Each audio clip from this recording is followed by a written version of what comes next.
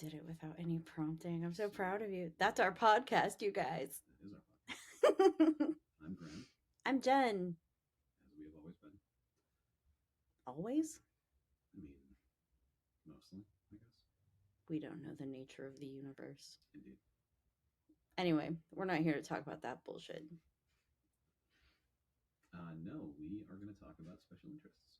Yeah, and you know what, guys? We're doing a podcast rite of passage today. We're re-recording an episode. Yeah, this is special interests take 2, because take 1 was garbage.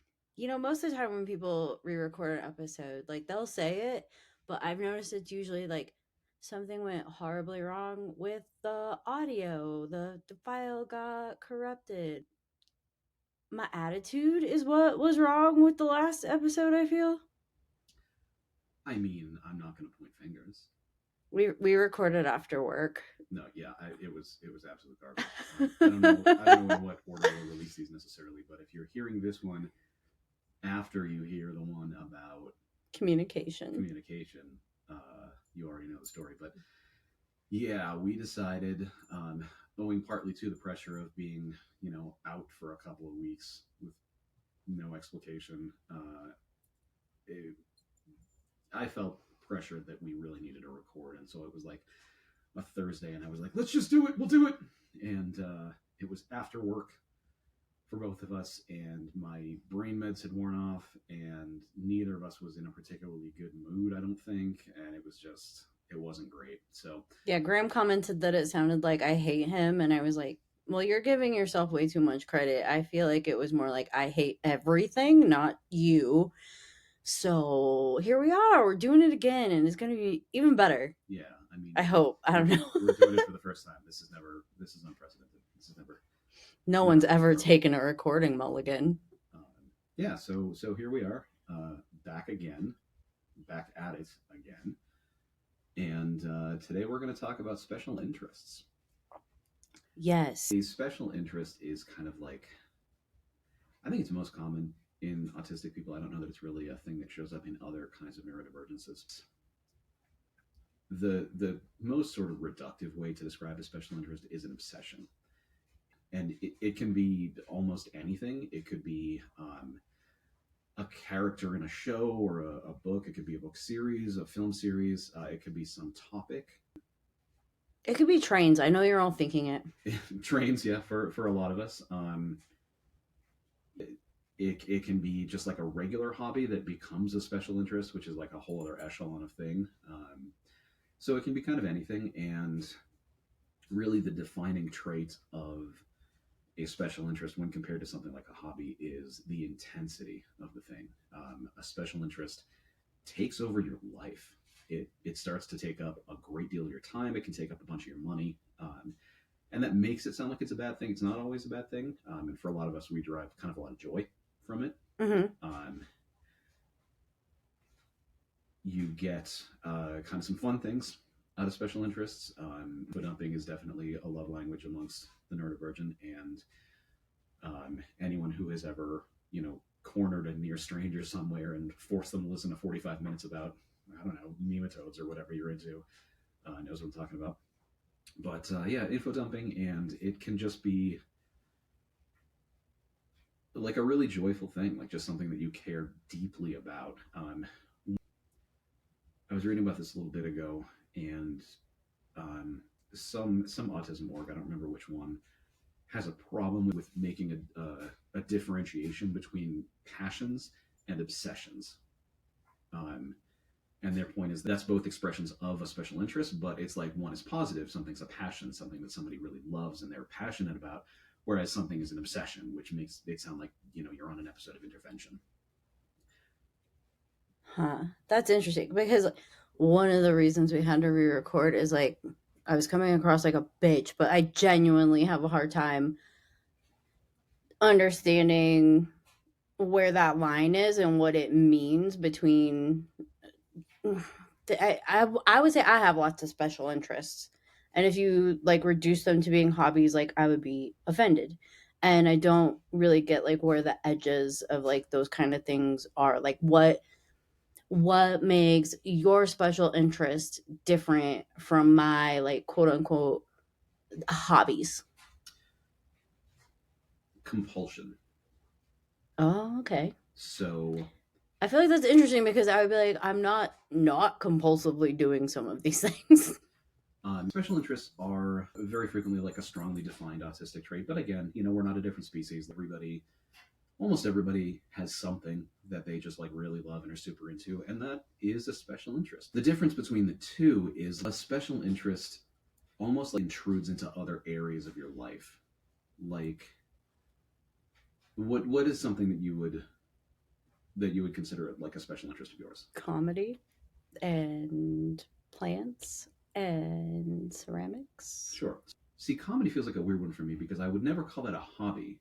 I know that you don't do it professionally, but it is something that you have, I think, pursued to a greater level than like a hobby. When we talk about a hobby feels to me like something you can kind of do a little bit at a time, and like it's fun, but you're not staying up until 2 a.m. every day doing it, and you don't feel okay. Here's the thing. Ceramics actually is a really good example. So we talk about you're doing pottery, right? How many books on pottery, not just technique, but art books and history books about it and the development of the art and everything. How many books about pottery do you have? One. Okay, so that's not a special interest because you'd have a library. That's kind of the difference, is the intensity of the thing, right? Okay. So for me, one of my most enduring special interests is language, is words, and um,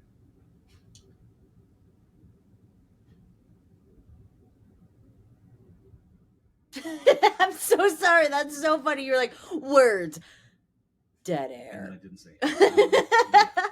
No, I was just thinking about like I was gonna say something, and then I like realized some kind of backgroundy contextual stuff about what I was gonna say, and then like that happened again to another like a further layer, and I was just like, oh, like this. You were having a fucking beautiful mind moment. This rabbit hole goes way deep. So no, what I was gonna say is that like I love language. I took French, German, and Latin in seventh grade. I was taking Homeric Greek, ancient Greek in high school. I have, I don't know, I have tattoos in 7 languages.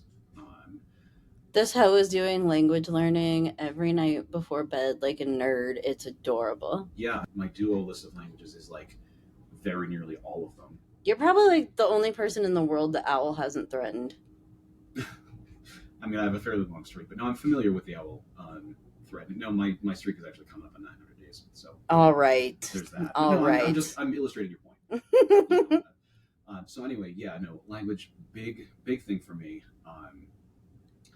I used to have straight up panic attacks because I felt like I wasn't languaging enough, and this was a big topic in therapy. I went to therapy for a fairly long time, and one of the recurring topics was language. Was that I felt like I wasn't doing enough with it. I wasn't learning enough. I wasn't like engaging enough with it, and I feel like that probably makes sense to anyone listening who has had a special interest that for whatever reason they couldn't engage with to the degree that they wanted to. That's really interesting to me. Like, I don't think any of the things that, like, when I think of it, it's like something that like is fun, and I never talked about anything I thought was fun with my therapist, like fucking ever. That's interesting. But yeah, so that I think maybe helps to illustrate the difference. When I feel like everybody has that handful of magical wish fulfillment fantasies that they have when they can't fall asleep, and so they just think about like what if I was a superhero or whatever else. And wait, that's what other people are thinking about before they fall asleep? Oh, I don't know. I mean, I feel like everybody has that. I'm mad if that's just like frankly what what would I do if I won $1 billion tomorrow? You know what I mean? Like that kind of thing, that kind of wish fulfillment, like fantasy stuff, right? I'm really thinking about how I'm going to try to fall asleep tonight. Sorry, that was distracting. Go on. I have fallen asleep a lot of nights thinking about like the languages that I could learn if I could just snap my fingers, and that's not a hobby at that point. Counterpoint, when I fall asleep, I try to remember like a type 5 instead of thinking that there's a ghost going to kill us. Like it's one of the two. Sure. But that's kind of what I mean is that level of like compulsion and infiltration out into other aspects of your life, like things that aren't related to it at all. So you remember being kids and you were like playing on the playground or whatever, and there was that one kid who, no matter what game you were playing, no matter what you were doing, always had to be a Ninja Turtle or always had to be a Power Ranger. No matter what, he always had to bring this particular like topic into whatever was going on. That's a special interest. All of his reports were on dinosaurs. He was always naming dinosaurs and telling people about them, and all of his clothes had dinosaurs on them. I feel like the tables had turned because like that kid was me and the topic was Thundercats, and like I again, it goes back to your point of like we're not a different species, but like yeah, okay. Yeah, so it's the size of the thing, and I think one of the other ways to kind of conceptualize it a little bit is a hobby is an activity that you do. A special interest is part of you as a person. It's like part of your personality.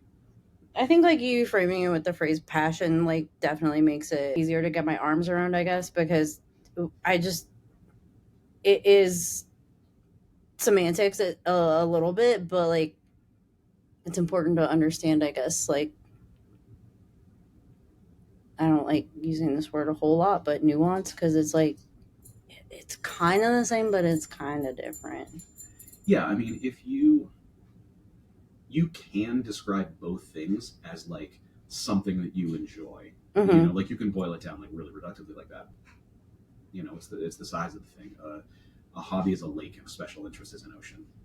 Yeah, and I do think using the word compulsion kind of brings it Mhm. around because like weirdly that is something where when it comes to comedy, I have been busy and I haven't been able to like go to mics and do things like I was say a year ago, and like I had an absolute like actual meltdown last weekend about like this whole way I interface with the community, and part of that is compulsion. It's not like a casual like, oh, I'll just do it for fun.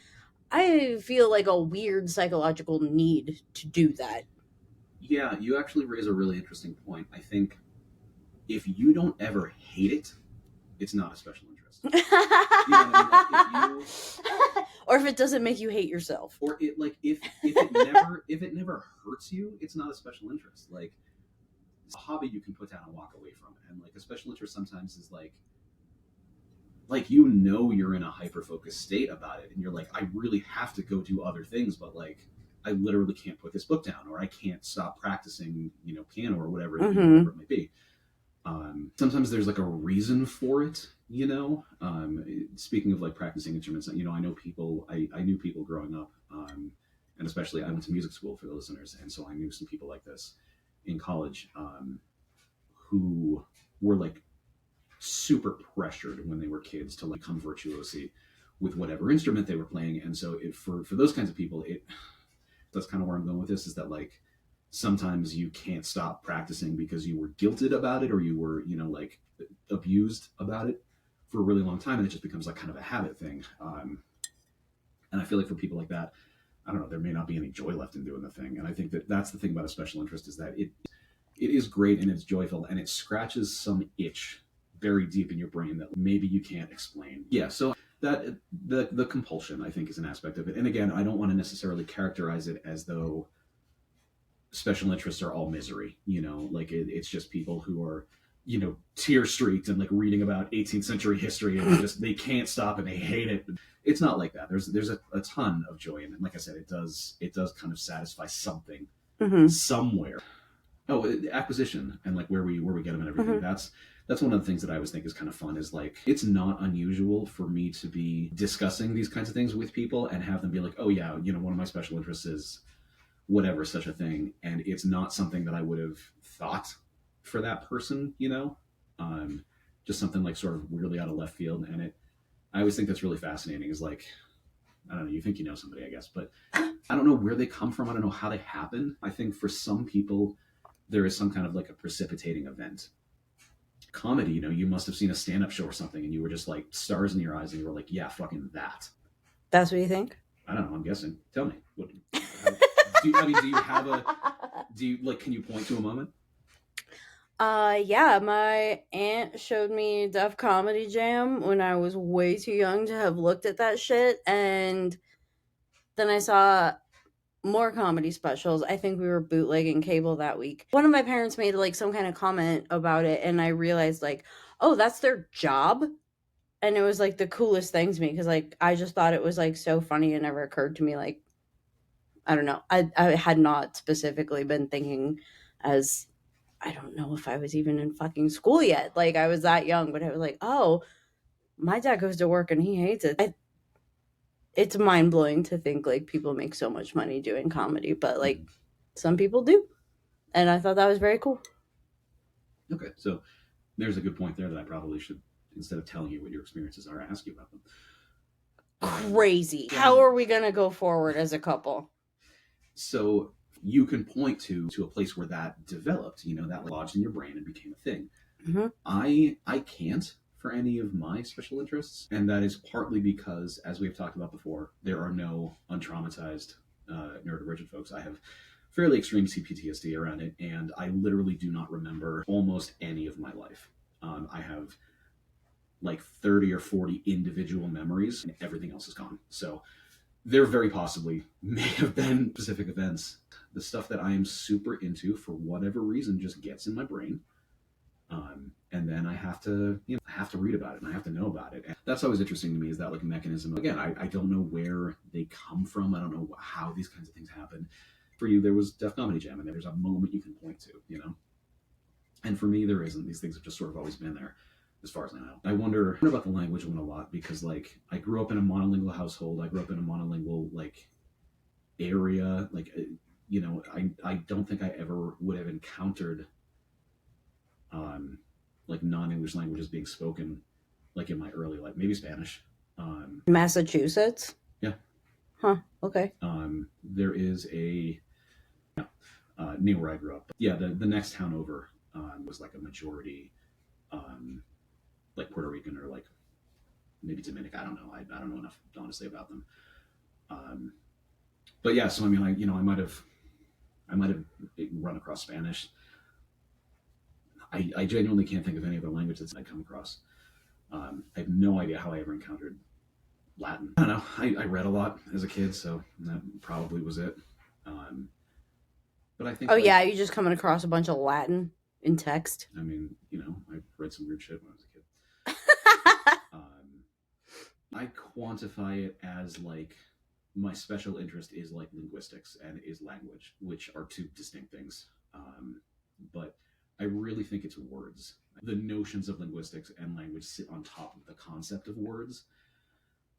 And I think it's really words that are the actual special interest there. And I just kind of come at them from like a slightly higher, I don't know, level kind of thing. But like I said, I read a ton when I was a kid, and that I don't know if I developed the special interest as a result of hyperlexia or the other way around. If I became hyperlexic because I needed to sate this, Tell the people what hyperlexic means, it means you read a lot.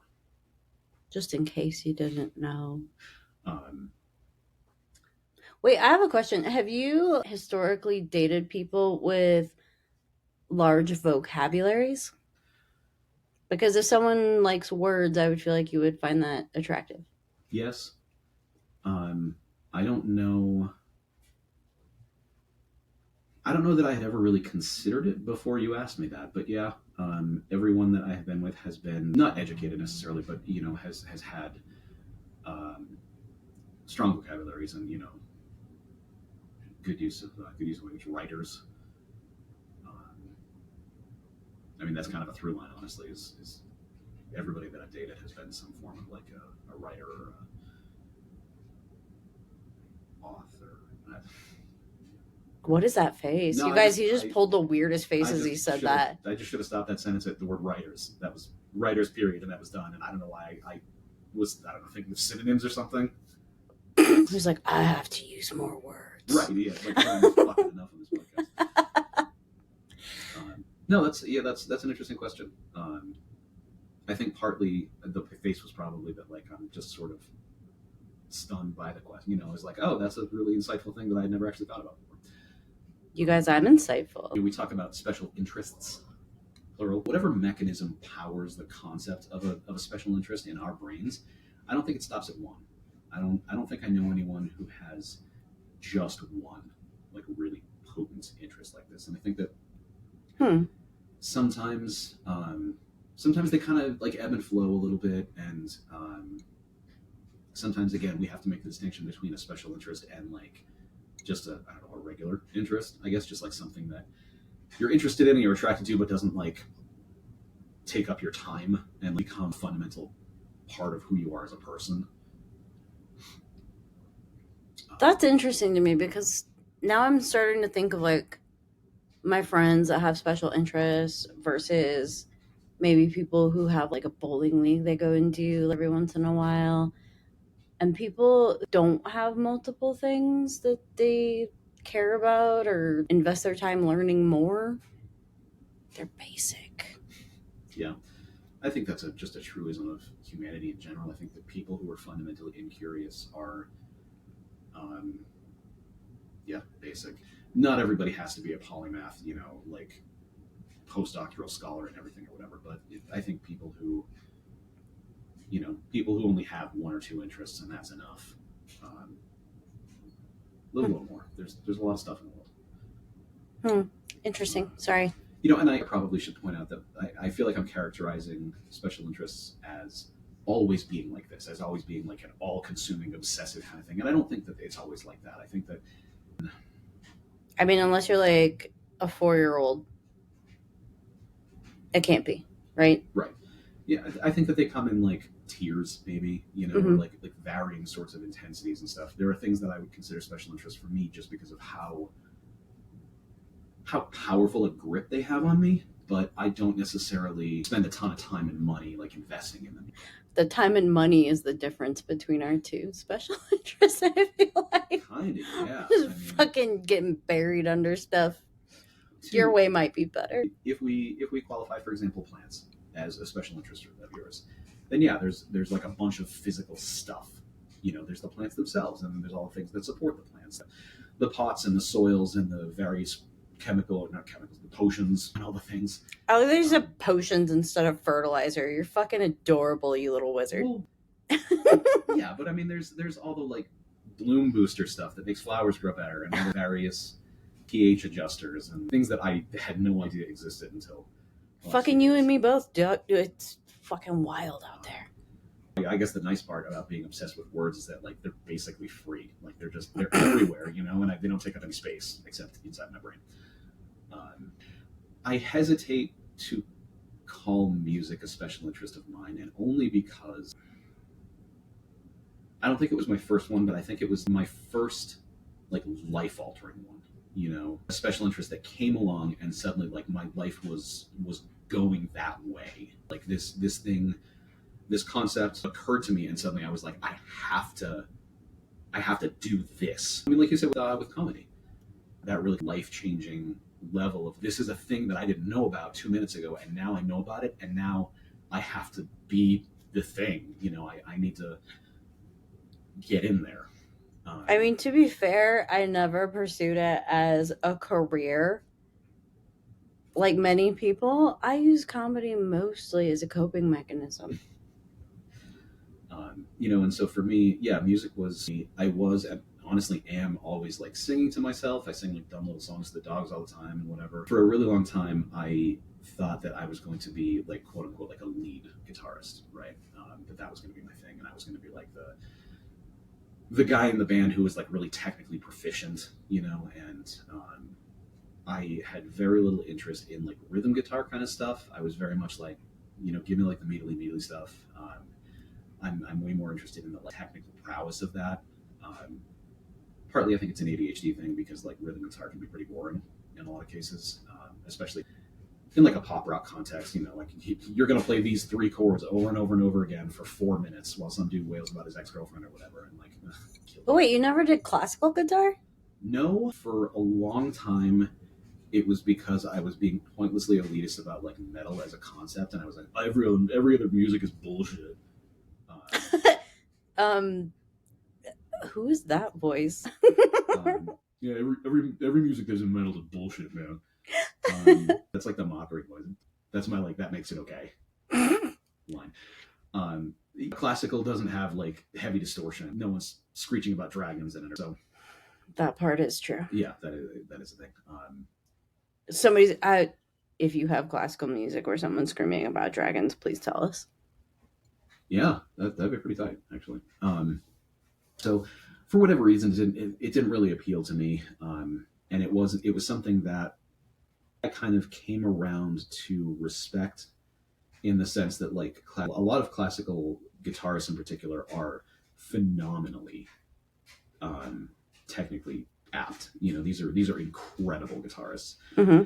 And I don't know if it was just because I was 13 and I was like, no, I need more distortion, or whatever it was. But it took me a long time to come around to that. And then for a while, I was like, I respect that level of technical prowess, but I also feel like you have to really devote yourself to it as a thing. And I haven't devoted myself to it, so I probably shouldn't bother because it's like being an astronaut, right? I had to start training at like 6. I don't think that's when astronauts start training. I feel like it is. I don't know. That's a pretty intensive career. You can't just turn up at NASA at 25 and be like, hey guys, are there any openings for going into space? Well, if 80s movies taught me anything, it's if you can break into somewhere in middle school, you can figure it out. Yeah, I mean, all you need is a montage and you're fine. But yeah, classical didn't really appeal to me for a really long time. And then at this point, I am just like, that's just not me as a guitarist. Years ago, I was like, man, I'm bored as a guitarist of like everything that I know how to do, and I need some kind of external thing to kind of pull me out of this hole that I'm in. So I went to start taking private lessons again, and I told the guy, look, I want to do like classical, like fingerstyle classical guitar stuff because it's really super left field. Like at that point, I've been playing guitar for 20 years or so. I was not as good as I should have been for that amount of time because I don't play as much as I should.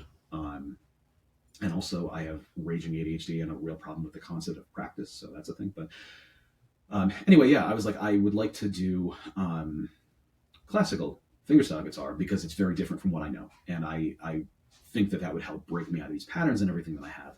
And he goes, okay, I hear you. Also, have you considered flamenco? And I went, absolutely not, but carry on. Mm-hmm. And I took, I think it was 3 lessons, so like 3 weeks before something very bad happened in my life and I had to stop. Yeah, as someone who was like a fairly proficient guitarist, it was the weirdest 3 weeks ever because I was like, I no longer know how to do this. Like I'm holding an instrument that I've been holding for 20 years. I know where my hands go. I know what my hands do. I know how it works and what happens as a result of all that. And it's all gone. It was so weird. And I think if I had been able to stick to it, it would have been really helpful. I don't know. Probably going to edit all that out. So that's fun. It's just 20 minutes of me like ranting about it. Anyway, so here's a really good like underline a point thing. That's how special interests work. I think you should leave it. 15 minutes of fucking blind info dumping. Yeah, it just, whew. You got me monologuing, you sly dog. Which, comes around to one of our other points is info dumping. This is one of the things that I think comes up a lot with special interests is when you have something that you care about very much and that takes up a substantial portion of your brain's clock cycles. Sometimes that pressure builds up a little bit and you gotta let it out. I have a question about this. When it comes to info dumping, I understand that it is difficult for my neurodivergent friends to recognize little clues that a person might not be in a headspace to like receive whatever like gems you're about to share about the things you know a lot about. Why can't y'all shut up? No, well, it's also like Yeah, but how do you not get it? I know that there's like a million ways to understand if someone is actually having a conversation with you. And I understand that small talk isn't a thing that you guys like to engage in. Part of small talk is like gauging what are we going to talk about? What do we have in common? And it just goes from 0 to 9 million sometimes. I don't want to make anybody feel bad about knowing a bunch about something, but like saying it all at once is, I don't have time to read the whole novel sometimes. I need the cliff notes. We are in a public fucking place. You know what I'm saying? I do. I have been on both sides of this. Yeah, no, we don't hear you going. Oh wow, that's crazy. We don't hear any of that. I would never, first of all. Um, See, the thing is, I think for you specifically as a person, because you are so like kind about that, you're always paying attention when someone's doing this, and you will ask them like leading questions about it, and that nothing makes us happier, than we pause for breath and someone asks a question that essentially boils down to, "Please keep telling me about this." Well, like, there's different times. This podcast is a perfect fucking example. Like, I want to know things, like, tell me more about XYZ. But I mean, if we're at the bar and like we're getting drinks and just talking about like whatever, yeah, I might ask you questions, but that doesn't mean I need a like 10-minute without drawing a breath dissertation about a thing. Like, it's give and take. And I feel like I say it's give and take like that's expected. And I know that that's not exactly right, but what would be the best way for me to communicate like you're going way too fast for me without being rude? Because like I have a little bit of experience doing that with like our dear friend Michael at the show I used to host. Like Yes. I love him very much, but like sometimes his info dumps were like way too intense, and there were times I had to be like, dude, I am getting ready for us to do this show. I can't talk to you right now.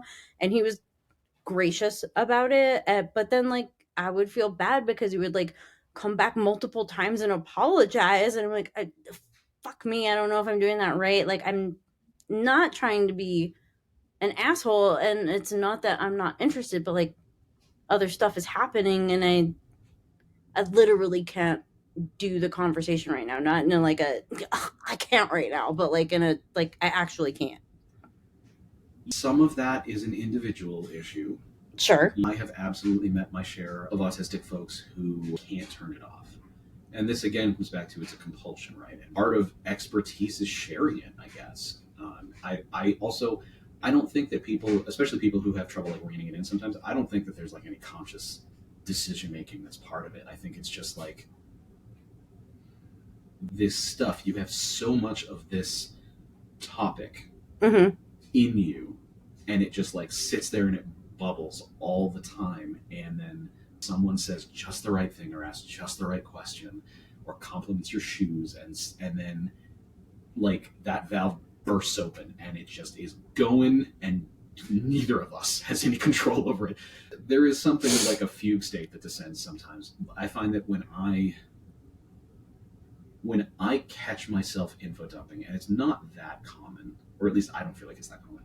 You may differ, but when I catch myself doing it, it takes like a significant effort of will to be like, pump the fucking brakes, you Hmm. know. Um, I think one of the things that's sort of unfortunate about it is that there's some kind of like cosmic mismatch rule or something about it. The chances that you're info dumping to someone who is genuinely interested in hearing a lot about that topic are like zero. Um, I don't know if that's right. Like, I've definitely seek out advice specifically from like 3 people on things that and I know they're gonna info dump at me, and that's what I want. And like, also sometimes I'll be like I'll ask Google if you want me to, but like I have a question and I know you know a lot about it, and that's great. But like those moments where it's like this is not the best time, and I don't know how I made this happen. yeah. Um, I don't know how to get out of it without looking like an asshole. And like I also know how much it hurts your feelings when someone is just like I don't give a flying fuck what you're saying right now. Like, I understand that. Look, if anybody has advice on how to like get the fuck out of info dumping without hurting your feelings, I would love to know it. And I would like to know how to say, can we do this later without you feeling bad? Yeah, I historically, if I look at times that like I know, for example, that I've like info dumped at you about something, there is just a very small chance that like you, I don't know, ask like the relevant question or something. It sometimes you'll ask a question that's like 80% related, and like that's all. Or sometimes the question is 20% related, and that's all that I can hear. Um, but yeah, it's a little bit of a fugue state sometimes, and we're just like talking and talking and talking, and this stuff is just coming out. Mm-hmm. I think that sometimes, especially if we are frequently in situations where we like catch ourselves doing it or whatever, we can learn to be like, oh shit, I'm sorry, I was word vomiting there. Um, Again, you got me monologuing. I have no idea. The few times that I have been infodumped at by someone who was a loved one, someone who was important to me, right? Mm-hmm. I love to see that, right? I don't necessarily even have to hear what you're saying. Like, I don't have to internalize all this information that you're giving me. I just think it's one of the greatest things in the world when someone just like bursts in a flame about something that they love and they're like so enthusiastic. And being autistic myself and understanding that like there's a very big degree of this that is love languagey. That info dumping to me in part is you saying that you feel safe with me and you trust that I'm not going to be like, shut up, no one cares. And that you want to share this thing that's very important with me. Like I said, it's way easier with someone that like I know well.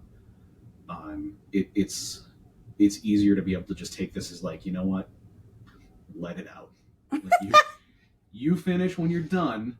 I'm here for this, but also I gotta be honest. Like if there's a test, there's gonna be a route because like I'm probably not absorbing all that. Like, and again, not to be like a dick about oh I don't care whatever show. It's just like sometimes someone's more of an expert than you are about something, and it's like a lot of stuff that they're giving you is like new information that you just may not internalize. But yeah, I've definitely had friends and had loved ones just like hit whatever that exact set of conditions is where like the silo doors open and the nuke comes out and I'm just like fucking all right, vaporize me. Let's do this. I think the crux of your question, I think that I've been missing this, is that like you're talking about not that. You're talking about when like it happens in a situation that is like a stranger or it's something else that's going on. And I get it. And honestly, having been a person who has been like info dumping at a time when I'm like, I know this is not appropriate for me to be doing, but I don't know how to turn it off. We're both like, please stop. So yeah, I don't know if anybody out there has advice about that. That would be great from honestly both sides of the table. Yeah. I mean, at the end of the day, like, I would always rather hurt myself than hurt someone else's feelings, but also I don't know how many episodes you've listened to, but like you've probably heard me say like I'm also not going to tell people lies. Like if I need you to walk away, I'm going to tell you that. I also don't want to define this as like a you the info dumpy problem. You know what I mean? Like obviously that person needs to realize at a certain point and like exercise a certain amount of control. Now, with that said,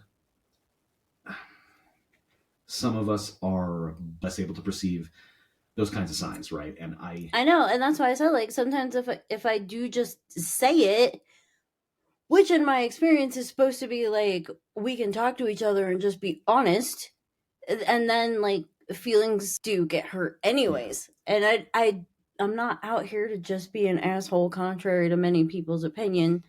I I don't want to hurt people's feelings. Sure. And I think that like it's some of that it kind of comes down to stuff we were touching on in the last episode about just communication.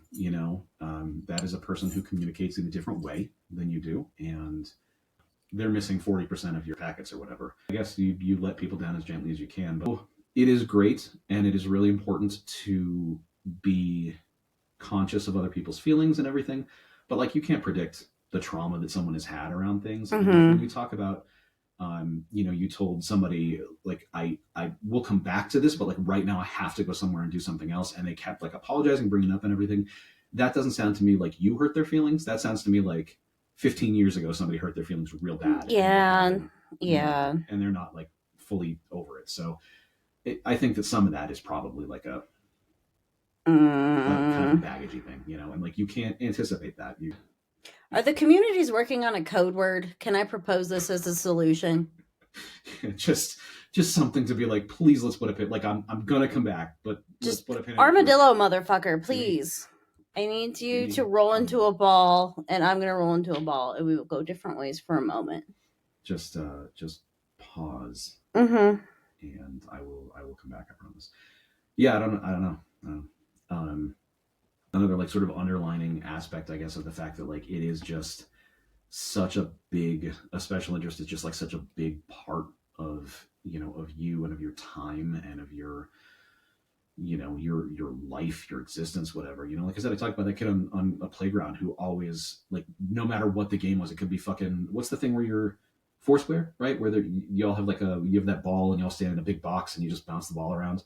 I don't remember the rules of it, but oh my god, memory unlocked. I love that game. Yeah. I also did. I thought it was great when I was in second grade or whatever. But let's go paint a fucking Foursquare. What have we been doing with our lives? True. I want one of those balls. It makes a sound. Ping. But yeah, like you could be playing fucking Foursquare and this kid is like, okay, I'm Donatello. It's like no one was calling Ninja Turtle. We're not even. There's no involvement Ninja Turtles at all. He's like, yeah, no, I'm Donatello. And you're like, all right, whatever helps you, dog. Whatever, and that's his special interest. And so I'm sure that all somebody had to do was say, I was going to say maybe somebody has to say bow staff, but I don't think bow staff is a phrase that comes up in casual conversation unless you're already talking about Donatello. But just like that kind of thing. Just it's such like a big thing, and like I feel like for you as an example, right? I feel like if you were to overhear a conversation 3 tables over about how someone was taking a pottery class, you'd like nod and be like, cool, good for you. And that'd be it. Are you joking me? Do you know how desperately I want people to like me? I don't feel like you're as likely to get up from our table and go over there and be like, hey, are you guys talking about pottery?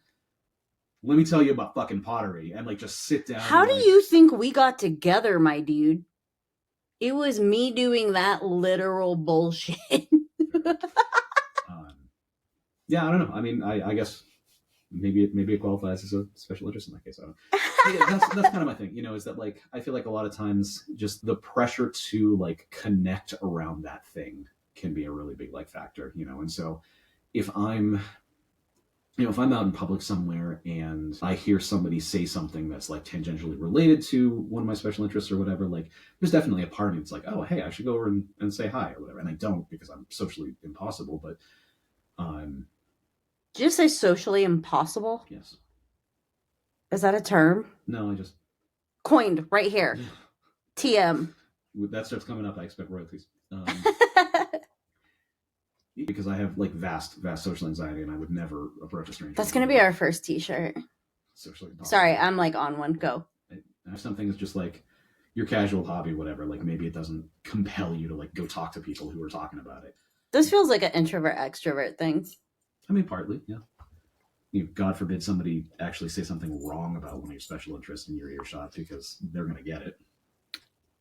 Like me specifically? No, it just the general you. I see. I was gonna say, like, I usually just say like they're an idiot and go on with my day. Right, and I think that's kind of the thing is that because then my reaction is to be like, that's not what a catapult is, you shitbag. Oh, that is an actual interesting difference, I feel like. I think when people get things wrong and you hear them, it does, like, grind your gears. And I'm actually genuinely surprised you don't go, like, correct them. Because I have to hear all about it, you guys. Partly I am dude-shaped, and I am well aware of the whole, like, well, actually thing. I don't want to be like that. And also, like, I don't know, if it was a misinformation that was going to cause somebody bodily harm in the near future, that's one thing. But like, I don't know, continuing the Ninja Turtles theme, somebody could be like, no, man, Michelangelo wore like a green headband. I'm not gonna would like, correct that. Yeah, I'm not going to be like, what the fuck is wrong? What country are you from that's what you think? Yeah, go home, terrorist. You're drunk. I generally would not ever like approach someone again unless someone were to come up with some like straight up misinformation that I thought actually might like endanger people. All right. Yeah, like let people be wrong, whatever. That's not what other people think is not my business. Um, and also it's entirely possible that I'm the one who's misinformed. So I gotta be conscious of that too, especially in some arena that like I don't know super well. Yeah, you know what? I don't want to be that person like standing up at my table and being like, according to Abbott, 2005, page 287, you're an idiot or whatever. If I was recording, I would be so excited to see that happen in a bar. That would be sort of funny, I guess. But I would also, like, I feel like as an observer, I would also be like, okay, well, the guy who was wrong, like, was wrong, but that other guy was being a dick about it, you know? Whereas if I were the one standing up and yelling and correcting someone, I'd be like, yeah, you had that coming. So, two sides of the coin, I guess. Um, one of the things that happens a lot for people who are late diagnosed neurodivergence is we develop a special interest in neurodivergence and in like our specific diagnoses. One of the like really sort of common questions is you'll get people sometimes who are like, I think I might be autistic, and I took these 7 online quizzes, and I've read 4 books about it, and I've had these like many hour conversations with my autistic friends about like their experiences and how they compare to mine and everything. But like I don't want to get the test because what if I'm not actually autistic? And we're like, do you know who doesn't worry about whether they're actually autistic? Neurotypicals. Like people. Okay, The like fact that you're I'm here worried. to tell you that I don't fully agree with that statement because since I've been dating you and we've been doing this podcast and I got a little like hashtags and whatever and I'm trying to like understand people. I'll be like, I fucking hate this. I hate that. I talk about this too much. I don't lie.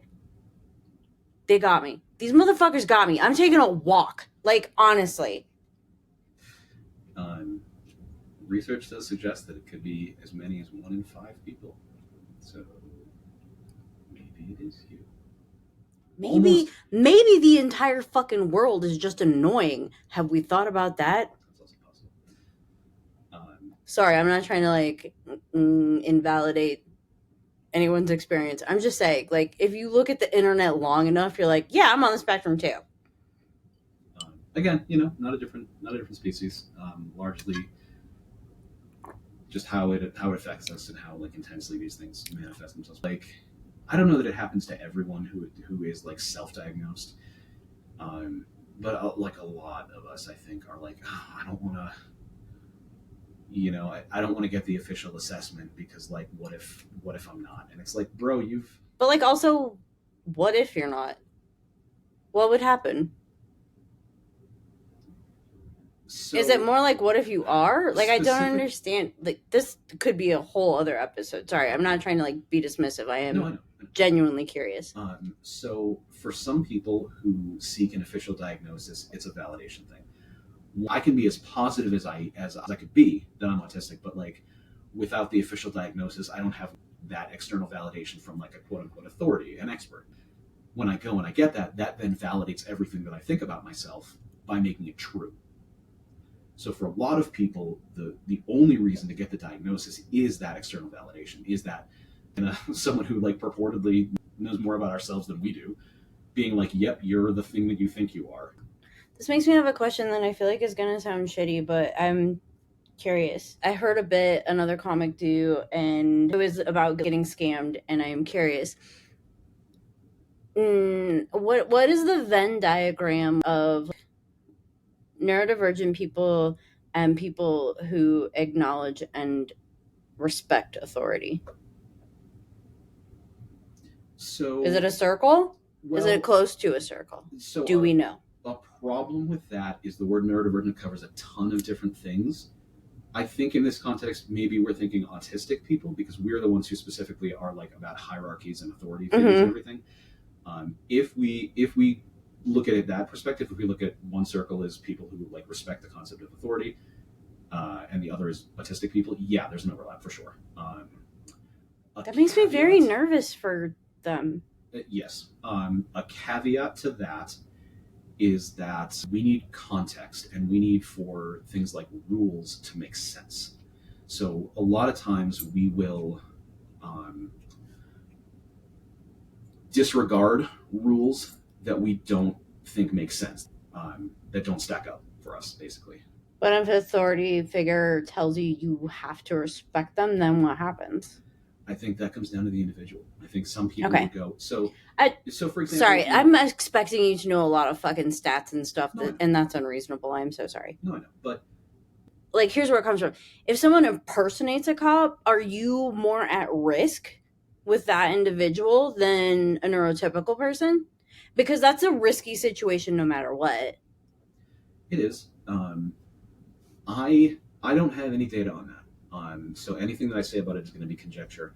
I suspect that we as autistics are going to be more likely to be kind of taken in by that, because if I look at you and you are wearing a police officer's uniform, Yeah, it's like that Chappelle joke. um, I don't know the joke that you're talking about, but It's fine. you look like a cop, you present like a cop, you otherwise act like a cop and everything, and you tell me something that a cop might that I would find believable. There's a good chance that that someone is going to be like, well, it walks like a duck and it quacks like a duck. This is the same thing with like nuance and subtext and everything. It's not quite as naive as like, why would you be wearing a cop uniform if you're not a cop? But like, this is a person that I don't know anything about, but I see what they look like, and therefore that's one of the only pieces of information that I have to go on. So maybe I have to assume that this person is actually a police officer. So yeah, I think that again, it's going to be an individual thing, and it's going to come down to a lot of other factors. I don't think just like being autistic by definition means that you're going to get taken in by this kind of thing, but it does seem like it might be more likely. Um, I am dying to know more about this. Like, okay, like real talk, I'll just be honest with everybody. I love true crime stories and podcasts and shows. And I really want everybody to be safe. And like, I'm genuinely in this moment having a concern for my friends. And I would like to know more about this. If you have resources that might be helpful, please let us know. sure, and I think, like I said, ultimately it's an individual thing. Some people are going to be more discerning. Some of us are probably going to be more distrustful in that kind of a scenario. I'm sure that there are probably neurodivergent folks who are very trusting as a result of being like, Well, they I, expect to be trusted. I don't think there's anything wrong with it. I yeah, would not like anybody to like to hear this and be like, this bitch thinks everyone's naive. I just think if you're telling the truth and you expect other people to tell the truth, that could put you in a compromising situation with dickheads. yeah, no, that's where I was going. Is like a lot of us are not capable of lying. A lot of us don't. Mm-hmm. We don't see it, so it doesn't occur to us that people might be dishonest. As long as there isn't like some glaring red flag, that like immediately makes you distrust somebody. Yeah, we might be more likely to. But by the same token, I feel like some of us might be more, because a lot of times we need additional information based on what you're saying. We might like ask a lot of questions, and we might be really kind of like discerning about the thing and be able to pick something out as potential fraud. So I don't know.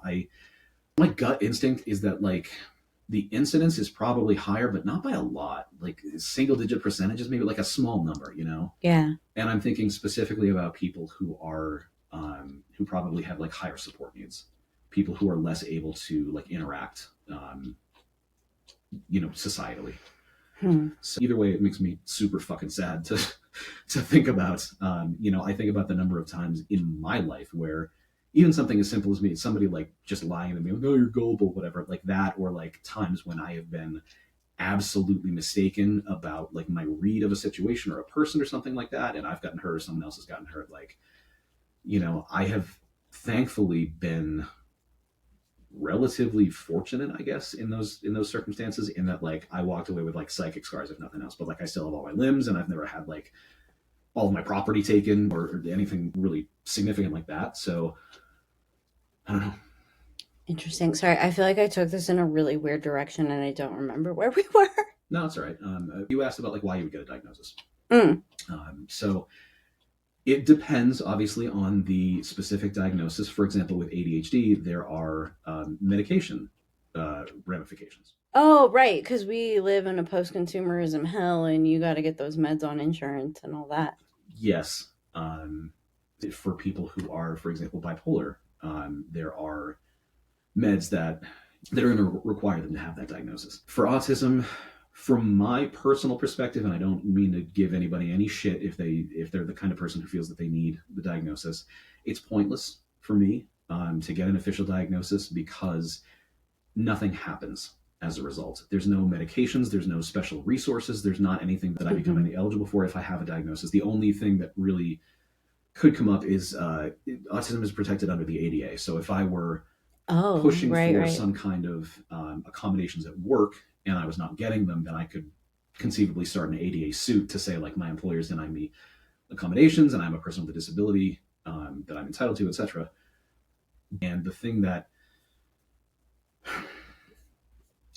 makes me nervous is autism is not really very well regarded in our society. I am leery about having it written down in an official capacity somewhere that I am disabled in this way. Yeah, for me personally, there's not a benefit.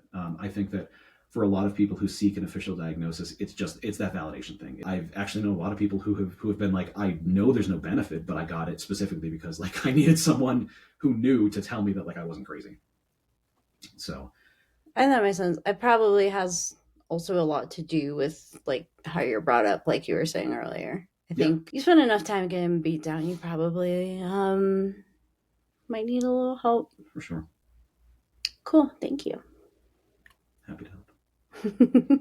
All right. Well, those are all the things that I had to talk about. My special interest in special interests. I feel like we've run quite a long time. This is going to be a lot to edit. On that note, I am no longer special interested in this topic. Oh, my special interest has waned. All right, friends. Thank you, as always, for joining us. Thank you again for joining us. Thank you again for all that you do to support us, and to those of you who promote for us. You're absolute angels, or whatever the appropriate equivalent for you would be. Yeah, I think we're done. We're done. We'll have another episode. We're not like done forever. Yeah, we're not quitting the game, but this one is dusted. Goodbye, audience. Goodbye. You can find us on social media on Instagram at idkwhatthatmeans.podcast, or if you happen to be on Blue Sky, idkwhatthatmeans.bsky.social. Or you can contact us by email at idkwhatthatmeans.podcast@gmail.com. We hope you have fun or learn something. Probably not both, but hopefully both. Probably not both.